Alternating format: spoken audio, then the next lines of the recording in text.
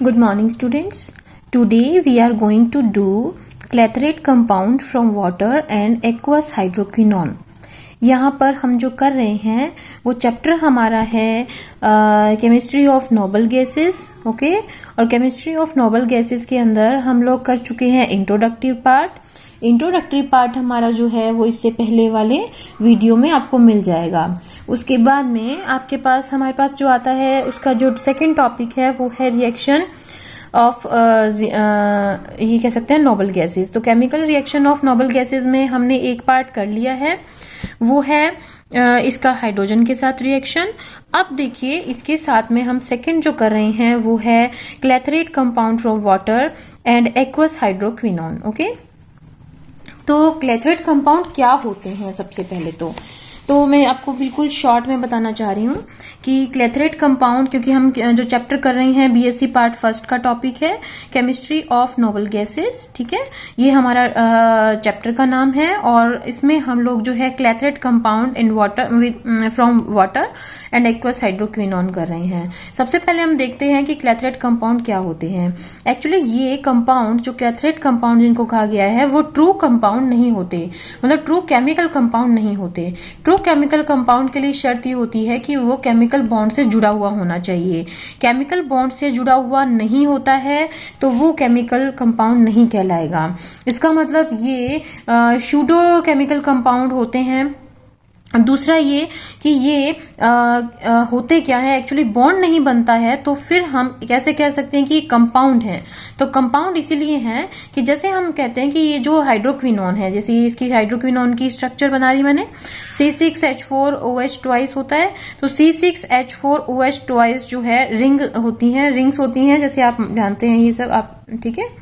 तो इस तरह से जो है रिंग जो है वो 2-3 रिंग आपस में मिल करके और जिनोन का कंपाउंड बीच में ट्रैप हो जाता है। ट्रैप का मतलब होता है, यहाँ पर ट्रैपिंग का जो मतलब है वो है कि हमारे पास ट्रैपिंग हो रही है। ट्रैपिंग का मतलब है कि ये जो शिकंजा होता है, एक तरह से पिंजरा होता है, उस तरह से होता है, ठीक है। तो ये जो है जिनोन है, ऑर्गन है और क्रिप्टॉन है, ये तीनों ही ये रिएक्शन कर सकते हैं। तो इस तरह से हम कह सकते हैं कि ये जिनोन कंपाउंड जो है, ये जो कंपाउंड है ये क्लैथरेट कंपाउंड बनाते हैं। कौन? नोबल गैसेस जो हैं वो क्लैथरेट कंपाउंड बनाती हैं। अब आपकी बुक से हम देख लेते हैं कि क्या क्या लिखना है आपको इसमें। तो यहाँ पर लिखते हैं कि when aqueous hydroquinone solution and a noble gas is cooled under high atmospheric pressure then the crystalline solid having approximate structure is obtained. तो यहाँ पर कह रहे हैं ये कि हाइड्रोक्विनोन और नोबल गैस कोई भी हो सकती है, ऑर्गन भी हो सकता है, क्रिप्टॉन भी हो सकती है, जिनोन भी हो सकता है ना। तो ये तीनों गैसेस जो हैं इनमें से कोई भी जो है वो उसको हम बहुत ज्यादा ठंडा रखते हैं और ठंडा करके और बिल्कुल हाई प्रेशर पे हम जो है रिएक्शन करवाते हैं तो हमें एक सॉलिड प्राप्त होता है। मतलब किसकी रिएक्शन करवाई हमने? एक तो हाइड्रोक्विनोन की जो एक्वस था, और दूसरा क्या था, एक कोई भी नोबल गैस ले ली, उसको हाई प्रेशर पे हमने रिएक्शन करवाई। रिएक्शन करवाने पर हमारे पास हुआ ये प्राप्त, ठीक है। ये जो यौगिक है इसमें देखिए 3 है ना, इसके 3 मॉलिक्यूल हैं। इसका मतलब है कि एक शिकंजा बनेगा, ठीक है, 3 मॉलिक्यूल है और बीच में जो है वो X होगा। X का मतलब यहाँ पे हैलोजन नहीं है, X का मतलब है नोबल गैस। कोई भी नोबल गैस को हमने X माना है, जैसे ऑर्गन भी हो सकती है, क्रिप्टॉन भी हो सकती है, जिनोन भी हो सकती है। These compounds are not like normal compounds containing chemical bonds. तो यहाँ पहले मैंने बता दिया कि केमिकल बॉन्ड वाले कंपाउंड नहीं है। In these compound noble gases atoms are trapped in the empty space between the molecule of the compound like hydroquinone। तो इसमें जो है नोबल गैसेस के जो एटम होते हैं वो क्या होते हैं? ट्रैप हो जाते हैं, ठीक है। और किस में ट्रैप हो जाते हैं? जैसे हाइड्रोक्विनोन के कंपाउंड्स के बीच में जो मॉलिक्यूल हैं। Since noble gases do not form any bond in these compounds, इसका मतलब यही हुआ कि यहाँ पर भी हमारी जो नोबल गैसेस है भाई ये कोई बॉन्ड नहीं बनाती है ना। तो इसमें क्या है? They are not true chemical compounds, okay. These compounds are termed as clathrate compounds, okay. तो आप कह सकते हो कि ये ट्रू केमिकल कंपाउंड नहीं है, नॉट ट्रू केमिकल कंपाउंड, तो इनको क्या नाम देंगे हम? Clathrate compound. Noble gases form similar clathrate compound with water also. Noble gases जो है पानी के साथ भी ऐसी ही क्लैथरेट कंपाउंड बनाती है। The compound obtained are known as noble gas hydrates. ठीक है, जो पानी के साथ इसके बनेंगे तो क्या बनेगा, आप खुद देख सकते हैं। वाटर है, वाटर के 6 मॉलिक्यूल हैं, तो 1 2 3 4 5 6 मॉलिक्यूल हैं। बीच में जो है X लिखा हुआ है, मतलब ये पिंजरा बन गया। ठीक है, और पिंजरा जो है उसके बीच में क्या होगा, कौन सा, नोबल गैस भरी हुई है। ठीक है, नोबल गैस के एक कह सकते हैं कि नोबल गैस के एटम है इसके। ठीक है, व्हेन दीज कंपाउंड्स, इनको क्या कहते हैं, हाइड्रेट्स बोलते हैं, नोबल गैस हाइड्रेट्स। ओके, तो इसमें क्या होगा, X इधर लिख दिया हमने, CH6 हो गया। X का मतलब यहाँ पे हेलोजन नहीं है, फिर से बता रही हूँ, ये ऑर्गन या क्रिप्टॉन या जीनॉन है। ठीक है, when these compounds are heated और dissolved noble gases are set free. Okay, तो यहाँ पर जो है यहाँ पर गेट फ्री आएगा, सॉरी।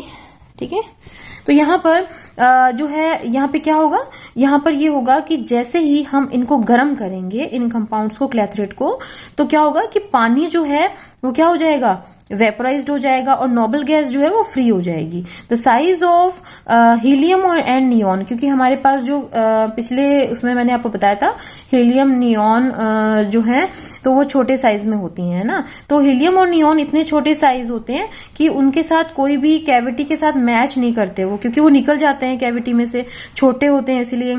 तो इसीलिए इनके साथ में क्लैथरेट कंपाउंड नहीं बन सकते। तो इसके अलावा जो है उनके साथ जो है क्लैथरेट कंपाउंड बनेंगे। हीलियम और नियॉन नहीं बनाएंगे क्लैथरेट कंपाउंड, ये आपको पता होना चाहिए। ठीक है, अब हम रिएक्शन में आगे बढ़ते हैं, और रिएक्शन जो है हम कहते हैं PTF6 के साथ में जीनॉन की रिएक्शन। तो ये क्या है, तो आपको बिल्कुल याद होना चाहिए, अगर आप जीनॉन कंपाउंड या नोबल गैसेस पढ़ रहे हैं, तो सबसे पहला जो केमिकल रिएक्शन नोबल गैस के साथ हुआ था वो PTF6 के साथ में हुआ था, प्लेटिनम हेक्साफ्लोराइड के साथ में। तो प्लेटिनम हेक्साफ्लोराइड या PTF6 के साथ में जब रिएक्शन हुआ, फ्रॉम दिस रिएक्शन उसके बाद ही हमें ये पता चला कि नोबल गैसेस भी जो हैं वो केमिकल रिएक्शन में पार्ट लेती हैं। ठीक है, अब इसके बाद में हम देखते हैं यहाँ पे इन 1962। अब ये हुआ कैसे, क्या क्या था इसमें, तो इसमें क्या है, नील बार्टलेट थे, उन्होंने ये जो है आपको याद रखना पड़ेगा, नील बार्टलेट। तो सबसे पहला जो नोबल गैस कंपाउंड था वो बना था, नील बार्टलेट ने 1962 में बनाया था। When vapours of deep red colour PTF6 came in contact of air, it oxidized oxygen to form O2 positive and PTF6 negative. ठीक है, तो जब उन्होंने देखा कि सबसे पहले कि उन्होंने डीप रेड प्लेटिनम फ्लोराइड लिया था, हेक्साफ्लोराइड, तो उसमें इन्होंने जब जैसे ही एयर के कांटेक्ट में आता है तो वो क्या होता है, ऑक्सीडाइज हो जाता है। ठीक है, इसका मतलब क्या हुआ कि जो कंपाउंड मतलब एयर के कांटेक्ट में आते ही इतना रिएक्टिव है कि कांटेक्ट में आते ही वो जो है ऑक्सीडाइज हो रहा है, इसका मतलब हुआ कि ये एक्सेप्शनल ऑक्सीडाइजिंग पावर है इसके अंदर, है ना। तो इसका मतलब क्यों है, तो इसमें इसलिए क्योंकि इसकी आयोनाइजेशन एनर्जी जो होती है वो oxygen molecule, since the ionisation energy of oxygen molecule जो है वो इसकी होती है 1175। ठीक है, 1175 किलो जूल पर मोल, और इज ग्रेटर देन रेडॉन। ठीक है, and the nearly equal to that of xenon. ठीक है, जीनॉन के साथ भी हम देखें तो जीनॉन और रेडॉन दोनों की जो आयोनाइजेशन पावर है वो ज्यादा है ना। ज्यादा है तो ज्यादा इसलिए किस लिए है, क्योंकि ऊपर से नीचे जाने पर जो जीनॉन और रेडॉन है वैसे तो साइज जो है वो बढ़ रहा है, बट जीनॉन और रेडॉन जो है इसकी स्थिति जो है वो ये है कि उनकी जो ऑक्सीडाइजिंग पावर है वो थोड़ी ज्यादा है, क्योंकि इनका जो इलेक्ट्रॉन्स हैं वो पूरे भरे हुए हैं, है ना। तो इसमें क्या है कि ये जो nearly equal to that of xenon should also be combined with platinum hexafluoride. तो इसको उसने सोचा ये कि नील बार्टलेट ने ये सोचा कि प्लैटिनम हेक्साफ्लोराइड के साथ में जीनॉन जो है वो जरूर रिएक्शन करना चाहिए उसको, है ना, क्योंकि सबके साथ में कर रहा है और वो भी क्या है कि एयर के साथ में मतलब ये रिएक्ट कर रहा है, तो इतना रिएक्टिव है तो उसने करवाई रिएक्शन और कराने पर उसको क्या मिला, deep red platinum fluoride at atmospheric pressure and orange yellow solid हमें प्राप्त हुआ। तो फिर उसने देख लिया भी जिनोन, ये जो पहले ये माना गया कि जो ऑरेंज कलर है ना, तो ये कैसे आया, तो प्लेटिनम हेक्साफ्लोराइड ने जो है वो ये नेगेटिव था और ये पॉजिटिव, ऐसे करके हम सोच लेते थे कि ये कंपाउंड होगा जो क्योंकि ऑरेंज कलर में हमें मिला है।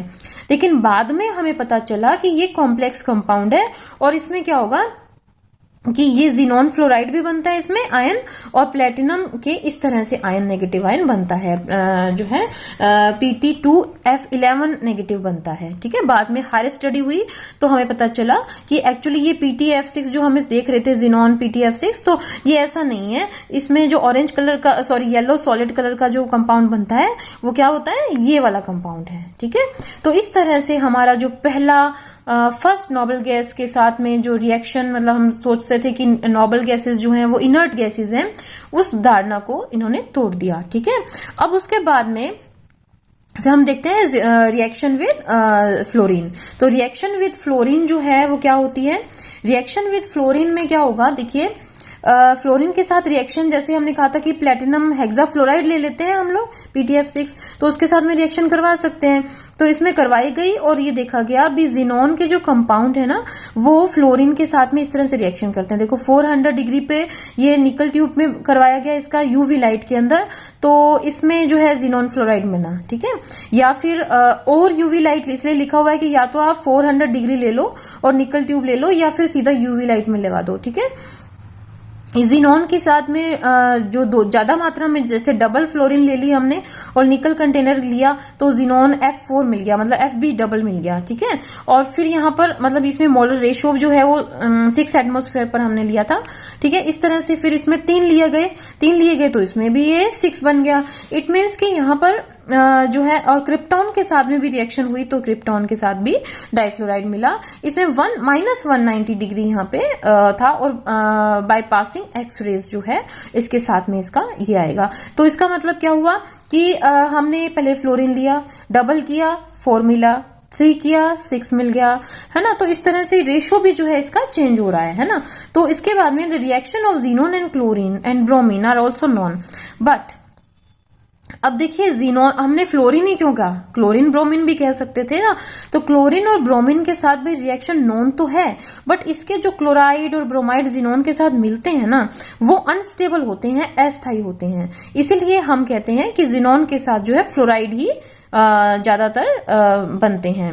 Helium, neon and organ do not react with halogen. आपको याद रखना पड़ेगा कि जो ऊपर वाले हीलियम है, नियॉन है, ऑर्गन है, ये नहीं रिएक्ट करते भाई हेलोजन्स के साथ में। ठीक है, उसके बाद में आता है रिएक्शन विद O2F2। O2F2 मतलब डाई ऑक्सीजन डाइफ्लोराइड। ठीक है, तो इसके साथ में जो रिएक्शन है वो की गई जिनोन के साथ में, तो हमें जो है XeF4 जो है हमें प्राप्त हुआ और नीलसन एंड किकनिड ने ये किया था। तो इसमें क्या, radon is expected to react more readily than xenon, but due to its high radioactive nature the reaction of radon has not been studied so far. होता क्या है कि रेडोन जो है एक्चुअली है वो रेडियो एक्टिव है, तो रेडियो एक्टिव के साथ में आपको रिएक्शन करवाने में और उस रिएक्शन को रीड करने में रेडियो एक्टिव जो पदार्थ है वो जल्दी से डीके हो जाता है। तो उसका मतलब है कि आप उससे रिएक्शन करवाएंगे, इसका नेचर तो होना चाहिए बट ये स्टडीड नहीं किया गया है अभी। ठीक है,